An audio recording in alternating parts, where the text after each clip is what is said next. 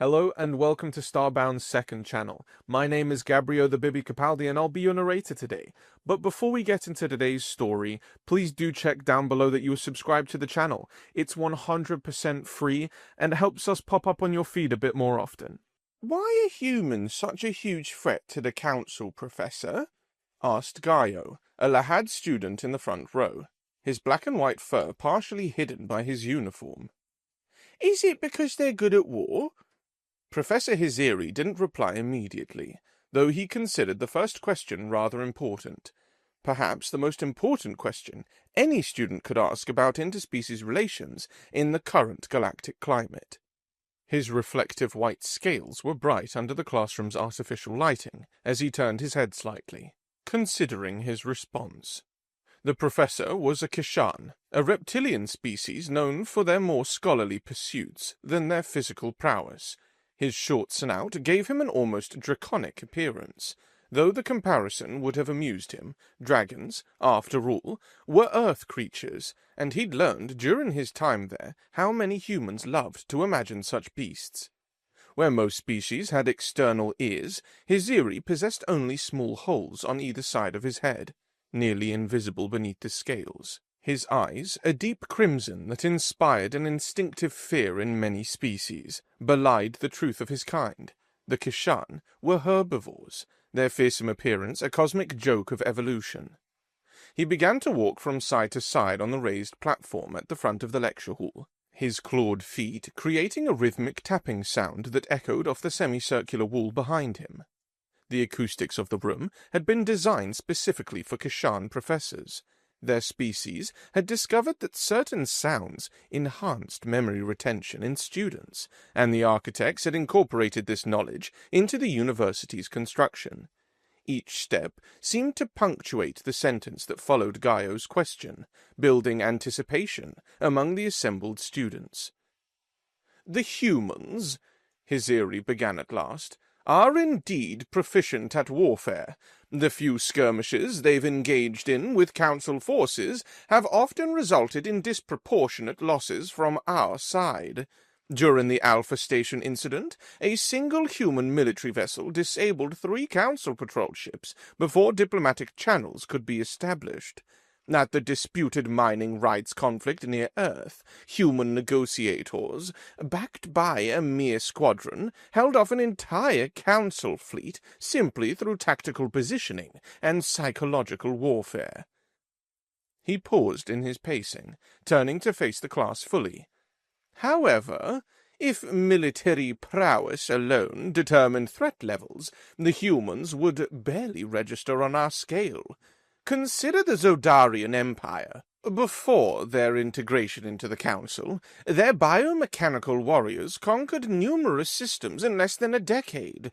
Their ability to interface directly with their warships, to become one with their weapons, made them nearly unstoppable. A single Zodarian dreadnought could devastate entire planetary defense grids." Several students shifted in their seats, some taking notes on their datapads. Hiziri continued, his tail swaying slightly as he warmed to his subject. Though if one looked closely, there was an unusual tension in the way it moved, as if holding back from a more agitated motion. "Or examine the IV warriors from Ziriar. Their natural ability to phase between dimensional states made them the perfect guerrilla fighters. During the Ziriar resistance, fewer than 1,000 EV warriors inflicted millions of casualties across Council worlds." He gestured with one clawed hand toward the star map displayed on the wall. "The Marine Collective's hive mind coordination allowed them to execute military strategies with perfect synchronization across light years of distance. The Gorvak's ability to survive in any environment, including the vacuum of space, made them impossible to contain or defeat through conventional means. The Terrellians' mastery of antimatter weaponry could reduce planets to cosmic dust." His red eyes swept across the classroom. Yet despite all these examples of superior military capability, despite species that could wage war on scales that would make human conflicts look like children's games, it is humanity that the Council has designated as the greatest potential threat to galactic stability.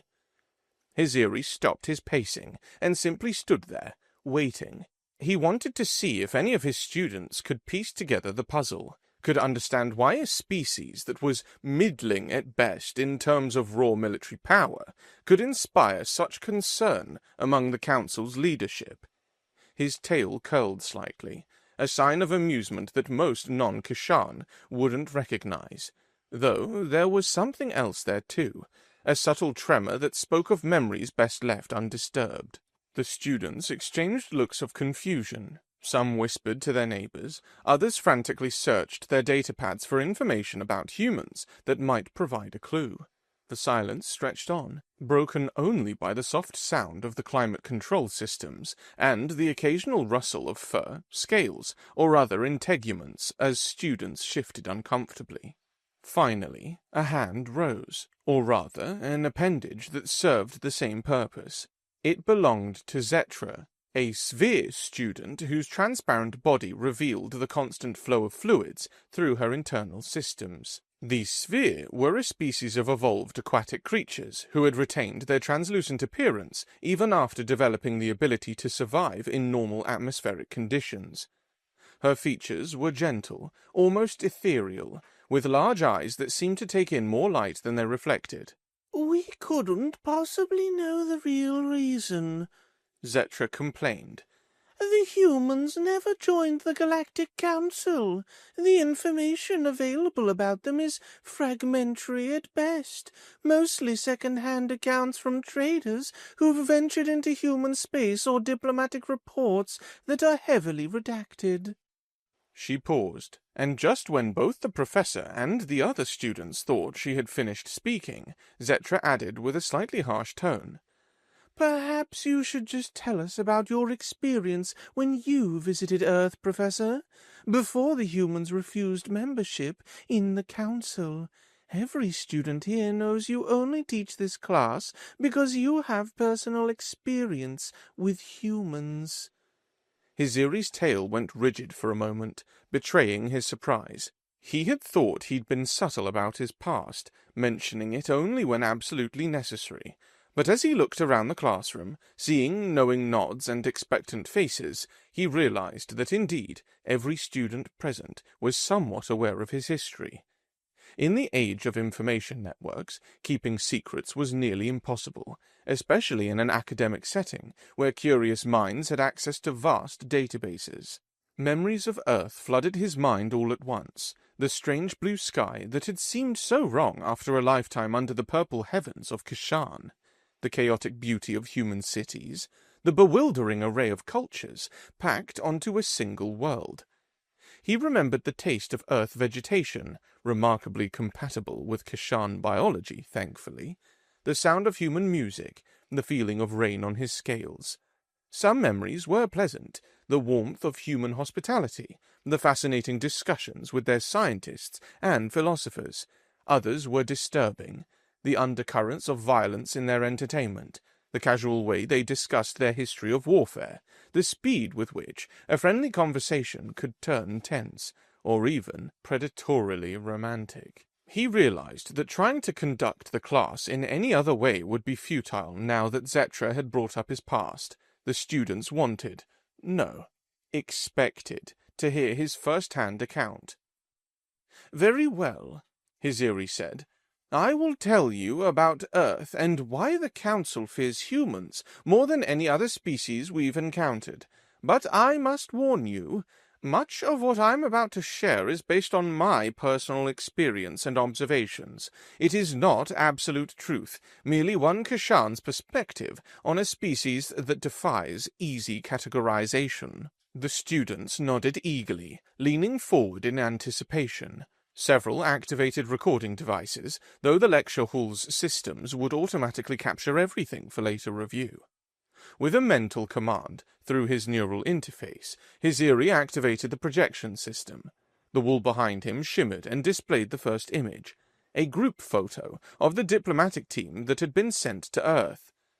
This, he explained, gesturing to the image, was the first official diplomatic mission to Earth, following standard protocol before formally inviting a species to join the Galactic Council. The image showed a diverse group of beings, a tall geyser with soft skin and horns over her head, a pair of Molian twins, whose shared consciousness allowed them to speak in perfect harmony, a gathering drone, a colonial organism that was merely an avatar for its species, and there, near the center, a younger version of Hiziri himself, his scales a brighter white than they were now, his posture revealing the nervousness he'd felt at the time.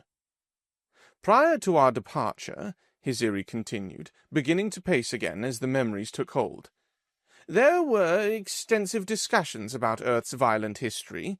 The humans had been under distant observation for several centuries. Their broadcasts and emissions had reached our monitoring stations long before we made direct contact. We knew about their world wars, their nuclear weapons, their tendency toward tribalism and conflict. He pulled up another image, a briefing room on the council station where the mission had originated. I remember Ambassador Geyser. He pointed to the geyser in the photo, expressing concern about the mission. We're walking into the den of predators, she said, a species that developed nuclear weapons before they even achieved unified planetary government, who use weapons of mass destruction against their own kind. But we were prepared for this, Hizir continued. The Council had dealt with warrior species before. We had protocols, psychological profiles, containment strategies. The Molian twins, Ava and Ova, had spent cycles studying human military history. They could recite every major conflict, every tactical innovation, every weapon development. Our security detail included 2 Zodarian warriors. You can see them here at the edge of the frame. Look at this. Their armor was ridiculously large. He switched to another image, their ship approaching Earth. The blue marble hung in space, deceptively peaceful. What we expected to find was typical warrior species behavior, aggression, dominance displays, immediate testing of our defensive capabilities. We had encountered this pattern dozens of times. The Gorvak had attacked our landing party within minutes of first contact. The Terrellians had insisted on combat trials before they would even speak with us. It was standard, predictable, manageable. The next image showed their landing, a carefully chosen site in what the humans called New York City. But from the moment we set foot on Earth's soil, everything was wrong. Not wrong in a dangerous way, at least not immediately. Wrong in a way that made every instinct scream that something was not as it appeared. He projected a video clip. Humans approaching the landing diplomatic vessel, smiling, waving, some holding welcome signs in multiple languages, including poorly translated attempts at Galactic standard. They were greeting us with what appeared to be genuine warmth and curiosity. Not the calculated friendliness of a species trying to lower our guard, but something that seemed natural, innate, almost magnetic in its pull. Look at their body language, Hiziri pointed out, freezing the frame. Relaxed postures, genuine smiles. We had studied their facial expressions extensively. Open palms displayed in greeting. They brought their young ones, their children, to witness our arrival. What warrior species brings their offspring to meet unknown aliens? A student in the third row, a gelatinous blob whose surface vibrated with confusion, interjected. But perhaps it was a deception, a tactical ploy. Hiziri's tail swayed, a gesture of negation. That was our first thought, but as we spent time among them, as we observed their daily lives, toured their cities, participated in their cultural events, the friendliness never wavered. It wasn't a mask they put on for visitors. It was woven into the very fabric of their society. He showed a series of images, the diplomatic team at various Earth locations. Here we are at what they call a farmer's market. Humans gathering to exchange food and crafts, engaging in commerce but also social bonding. Notice how they interact. Touches, embraces, shared laughter. They form emotional connections with strangers over the purchase of vegetables. Even then, I noticed how comfortable it felt, how natural their warmth seemed, despite our different biologies. Another image. This is from our visit to a human educational institution, a place where they train their young. The students were fascinated by us, yes, but also immediately concerned for our comfort. Were we too hot, too cold? Did we need special accommodations? One young human spent an entire day trying to learn enough Kishan to welcome me in my own language. The dedication was unusually intense. So they were peaceful? Asked Drix, a four-armed Penthan near the window. How is that threatening? Patience, Hiziri said. Understanding the human paradox requires context. They were not peaceful. They were peaceful and warlike, existing in a state that was rather uncommon. During our stay, we witnessed them consume entertainment that glorified violence. What they call action movies, where conflict resolution through force is celebrated. The same humans who had welcomed us with such warmth would gather to watch simulated battles with great enthusiasm. He displayed a split image. On one side, humans helping to adjust the environmental controls in the Molian twins' quarters to make them more comfortable. On the other, those same humans cheering at what they called a boxing match, ritualized combat for entertainment. But the true revelation came when we attended a historical museum. The humans were eager to share their history with us, including their darkest moments. They spoke of their wars not with pride, exactly, but with a strange mixture of horror and fascination. They had preserved the weapons, the documents, the testimonies. They studied their own capacity for violence with the same intensity they studied art or science. A new image appeared, the diplomatic team standing before a wall displaying human military history. I asked our guide, a professor of human history, how they reconciled their peaceful nature with their violent past. She looked at me with surprise and said, "But we're not peaceful by nature. We choose to be peaceful, and sometimes we succeed." The classroom was silent now. Every student focused intently on their professor's words. That night, in our secured quarters, Ambassador Geyser initiated an emergency meeting. "They're predators," she insisted, "but they've learned to suppress it, to control it, to channel it." The Zodarian warriors were deeply unsettled. One of them said it was like watching a weapon that had learned to think for itself. But even then, some of us felt drawn to return to our human hosts. The pull was subtle, but undeniable. Hiziri paused, letting the implications sink in. The Council's initial assessment was that humans represented a unique integration challenge, a warrior species that could blend seamlessly among the peaceful. They didn't simply control their violent impulses, they had built an entire civilization on the principle of choosing cooperation over conflict, while never losing the capacity for violence. "Is that why they're considered the biggest threat?" Zetra asked, her form pulsing with curiosity. Hiziri's tail swayed again. Another negation. No. At that point, the Council was still planning to extend an invitation. The prevailing thought was that humans could be integrated with proper precautions. Warning protocols were drafted for all member species. Guidelines for recognizing human stress indicators, understanding their dual nature, avoiding triggers that might activate their warrior instincts. He projected a document, pages and pages of analyses and recommendations.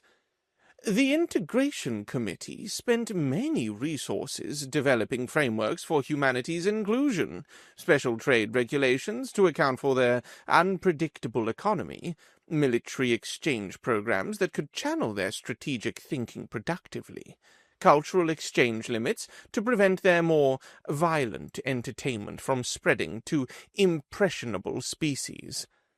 The preparations were extensive, he continued.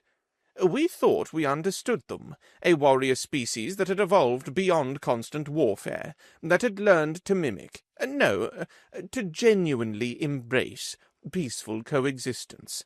Unusual, certainly, requiring careful management, absolutely, but not unprecedented. The Yorathi had undergone a similar transition millennia ago, though theirs was artificially induced through genetic modification. The students were leaning forward now, sensing that the real revelation was coming. So, what changed? Asked Gaio, his fur bristling with anticipation. What happened during the rest of your visit? Hiziri let out a long breath, a sound like wind through scales. Everything changed. The diplomatic mission that was supposed to last 10 Earth days extended to 30. What started as a formal first contact became something else entirely.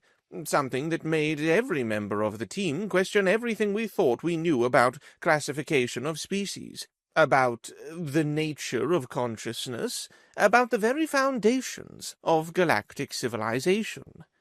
He looked around the room, meeting each student's gaze.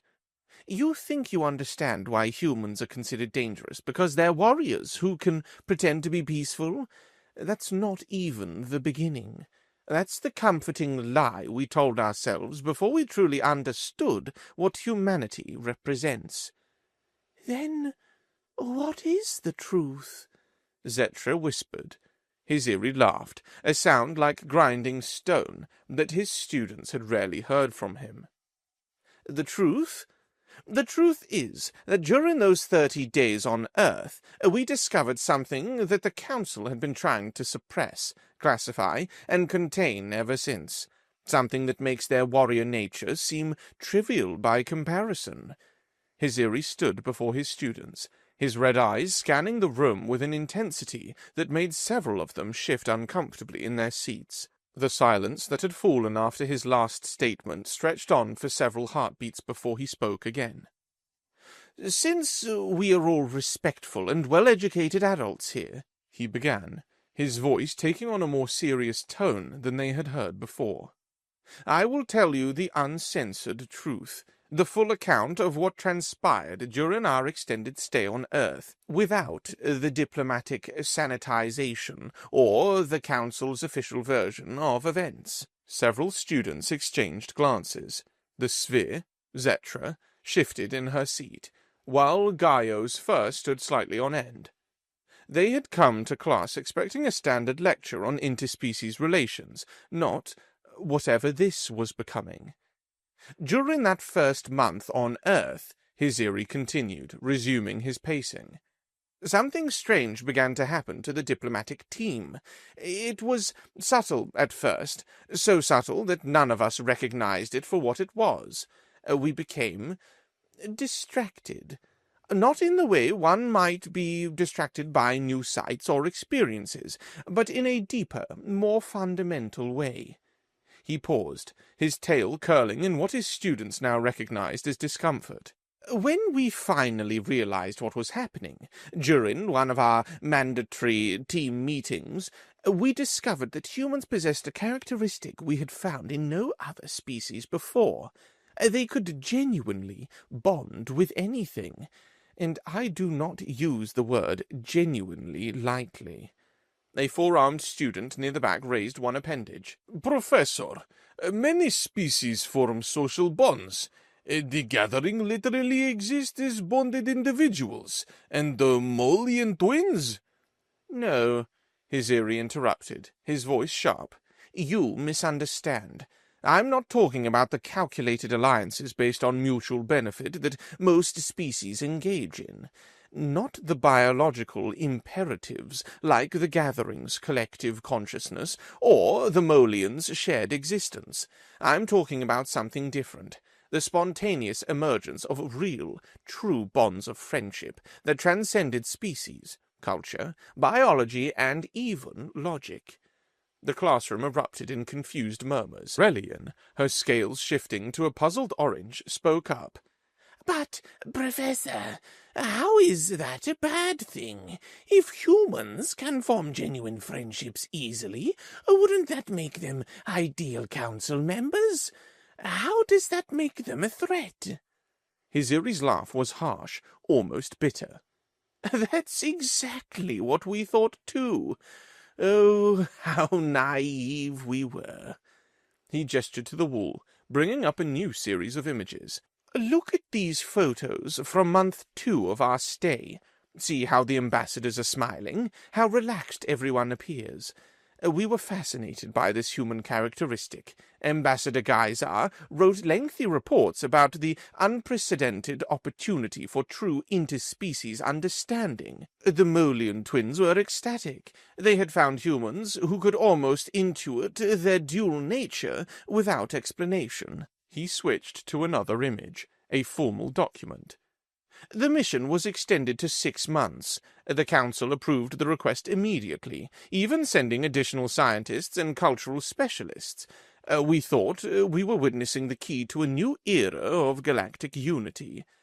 The students looked even more confused now. Drix leaned forward, his forearms gesturing expressively. I don't understand where this story is going, Professor. If the humans were so good at making friends... Hiziri's laugh cut him off again, but this time it held something else. Embarrassment? Regret?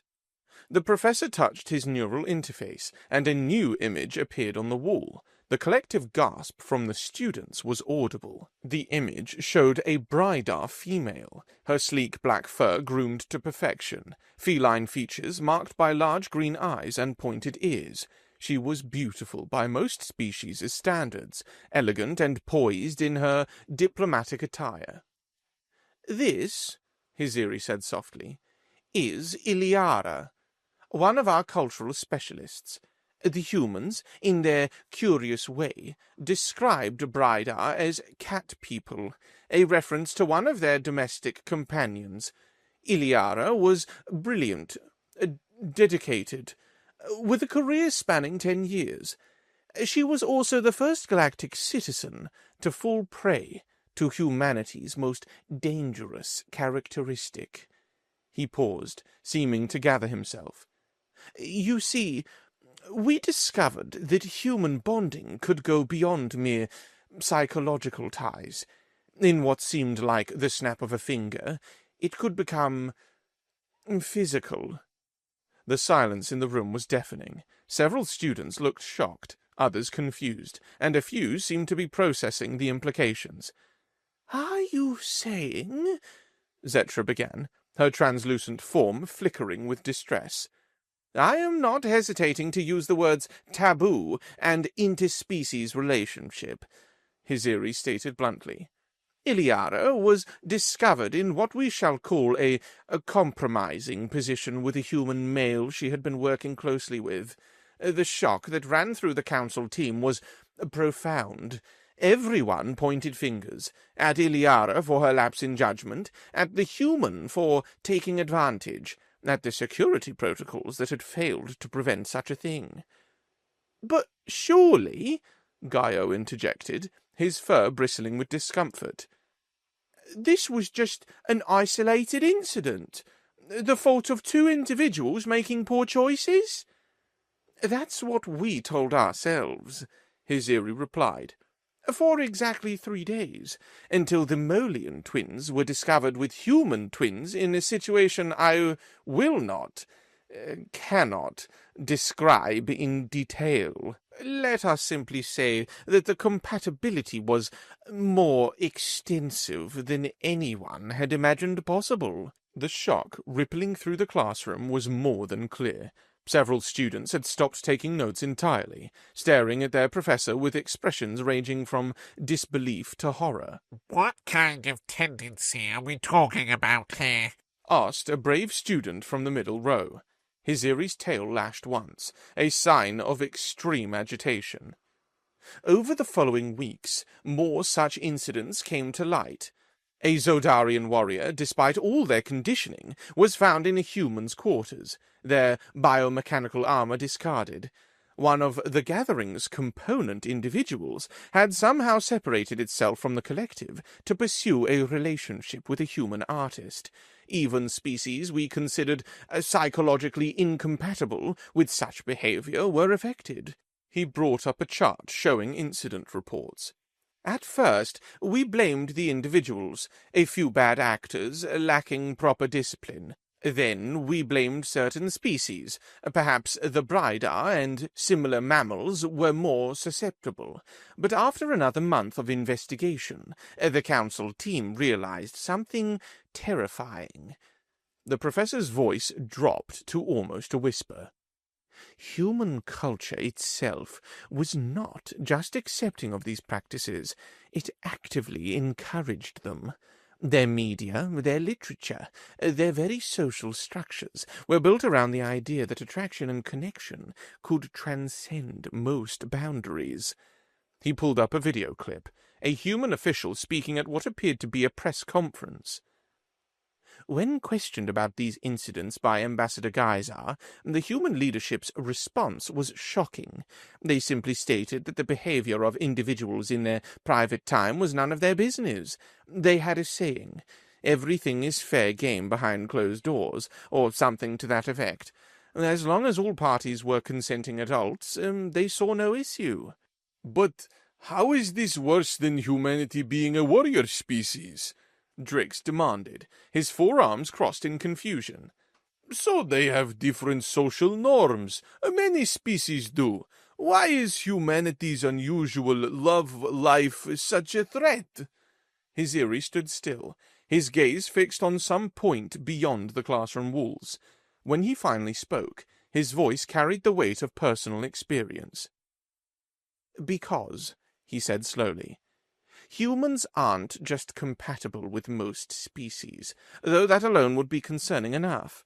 The real threat is that they're addictive, both in personality and physically." The class fell into absolute silence. Not even the climate control system seemed to make noise. "Addictive?" Zetra whispered. Hiziri's scales seemed to dull, as if the memory itself drained the light from them. "I experienced this phenomenon personally." He moved to the side of the platform, no longer able to meet his students' eyes.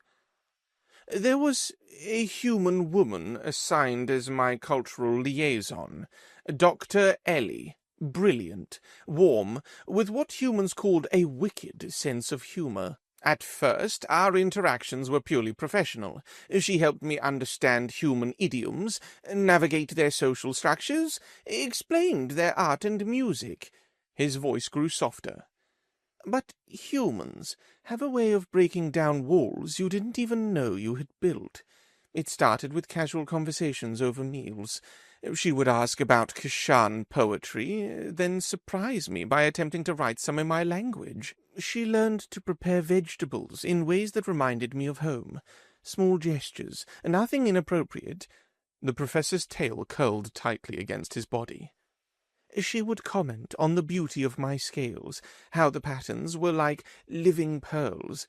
Humans have a gift for making you feel seen in ways you've never experienced. Every interaction left me wanting more. She would touch my tail in greeting, a gesture that meant nothing to humans but was deeply personal to Kashan. Yet I found myself allowing it, even looking forward to it." He finally looked back at his students, shame evident in every line of his body. "Within 6 months, I was compromised. Not in the physical way that Iliara was, but emotionally. Psychologically.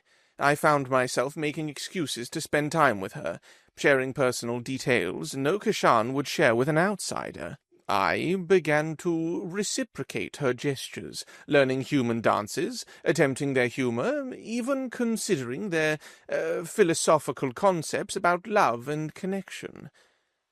When the council summoned everyone back and declared Earth forbidden territory, I was one of the few ambassadors who overcame my addiction and returned, but it was the hardest thing I've ever done.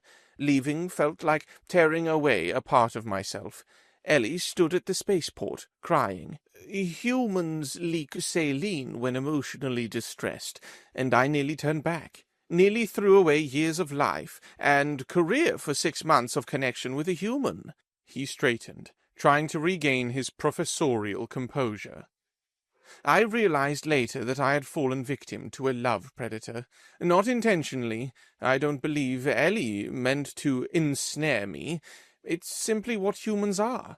They cannot help but form these bonds, cannot help but draw others into their emotional gravity." But, Professor, A student asked hesitantly. how does individual romantic entanglement threaten the entire council? Hiziri pulled up a final document, heavily redacted but still showing alarming statistics. "Because of the 47 scientists and diplomats who spent those 6 months on Earth, only 5 returned when recalled. The others chose to stay, abandoning careers, abandoning their species, abandoning everything for their human connections. The willingness of trained, professional, dedicated individuals to throw away their entire lives after just months of exposure set off every alarm in the council hierarchy." He gestured to the redacted sections. "The Council's Xenopsychology Division ran models. If humans were integrated into galactic society, within a generation, they projected massive social disruption. Within 5 generations, fundamental changes to the structure of multiple species' societies. Within 10, the complete breakdown of established species boundaries. The humans were classified as an addictive species, dangerous to the psychological and social health of council species. Preparations were made for a special law forbidding humans from being in the same physical space as other species without extensive protective protocols. Trade would be conducted through automated systems, diplomatic contact through remote communication only." He deactivated the display. "But then, in what might be the most human action of all, they declined membership. Politely, diplomatically, but firmly. They thanked us for the offer, but stated they needed more time to get their house in order before joining a galactic community. The relief in the council chambers was as clear as day." The class remained silent for a long moment before a young Tyrellian raised her hand. "Professor, don't you think you're being overly dramatic? Perhaps you simply fell in love. It happens, even between species sometimes. Why make humans out to be some kind of drug?" Other students nodded, and Hiziri could see the judgment in their eyes. To them, he was just an old academic who had been foolish enough to develop feelings for an alien and was now trying to justify his weakness by demonizing an entire species. Maybe Another student added. the problem isn't the humans are addictive, but that some individuals lack proper emotional discipline. After all, you did leave, didn't you? So it couldn't have been that powerful. The criticism stung, but Hiziri had expected it. "Perhaps you're right," he said quietly. "Perhaps I'm just a foolish old reptile trying to rationalize my own weakness. But consider this. The Council has faced species that could destroy planets, that could rewrite reality, that could kill with a thought. Yet none of them were classified as an existential threat to galactic civilization itself. Only humans hold that distinction. Ask yourself, why?" The bell chimed, signaling the end of class. Students began gathering their materials, many shooting questioning looks at their professor. Some whispered among themselves, clearly discussing what they had heard. The judgment in their eyes was clear. They saw him as compromised, his academic credibility tainted by personal involvement. As the last student filed out, Hiziri found himself alone in the empty classroom. The silence pressed in on him, bringing with it memories he usually kept carefully locked away. Dr. Ellie's laugh, the way she would tilt her head when thinking, her hand on his tail, so gentle, so natural, as if the boundary between human and Kashan meant nothing at all. He moved to the window, looking out at the purple sky. Somewhere, dozens of light years away, Earth continued its rotation around its yellow sun. Ellie, if she was still alive, humans lived such short lives, might be looking up at her blue sky right now. Had he done the right thing in returning? The question haunted him every day. His colleagues who stayed would send occasional messages through traders, brief glimpses of lives transformed beyond recognition. They spoke of fulfillment, of connections deeper than anything they'd known before. The council called it proof of addiction, but in his quiet moments, his Hiziri wondered if, perhaps, they had simply found something the rest of the galaxy had forgotten how to feel, or had never truly known at all.